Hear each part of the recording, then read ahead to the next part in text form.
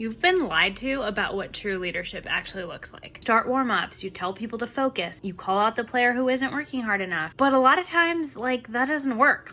People don't listen. Well, maybe not lied to, but there's this myth about what leadership looks like on a team. You get named captain, let's say, for example, that's awesome, right? You get the armband, you get the title, you get all that stuff, and it's great. Say you're a midfielder and you're having one of those games and everyone's just kind of playing for themselves and not making the best decision for the ball and, trying to do things that are fancy maybe and losing possession. You're frustrated. You want to tell your teammates to just start passing. And you're the captain. They should listen, right? And it's just kind of culturally how we've come to believe that this is what this thing means. So we've been sold this myth that that's actually how you lead. But when you really break it down, that way of leading is not actually super effective. So here's a different option. More effective leadership isn't always about calling people out. It's about calling them up, being way more intentional with how we're approaching these moments. Because you're going to feel frustrated in that on-field moment or when your teammates aren't getting up to warm up. You're going to feel the frustration, but it's pausing and choosing to do something different, being more intentional with our words and purposely saying things in a way that builds trust. So on the field,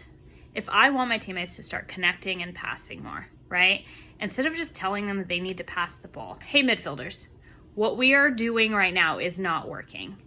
What can I do to support you so that we can have more success? It's the same problem. It's the same frustration that you feel, but it's a different approach and it's a different outcome. When you say, hey, teammate, what can I do? What can I shoulder here to help us play better? You are not calling them out.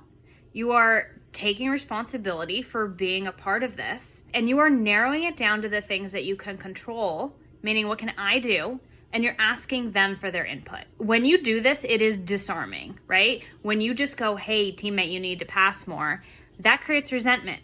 When you do it this way, that disarms them, makes them feel like you're on their side, like you're supporting them, and actually makes it way more likely that you guys are gonna correct the thing a lot more quicker and start playing better together faster than simply just telling them what they need to do. Intentionally building this trust, that is leadership. And you actually do not need a captain's armband to do this. And also, just because you have that captain's title, that does not mean that people are going to follow you just because of that.